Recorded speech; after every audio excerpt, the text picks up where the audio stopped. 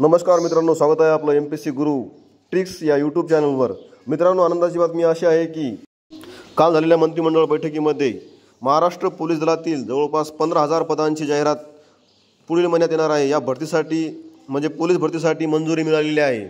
यामध्ये जवळपास 15,000 पदे आहेत मित्रांनो। त्यापैकी जवळपास 12,500 हे पोलीस शिपाई आहेत।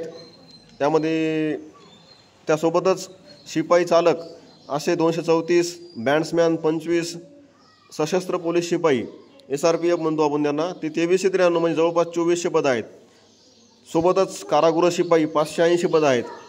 तर असे एकूण जवळपास 15,500 पदाची भरती आहे, त्यांना मंजुरी मिळालेली आहे।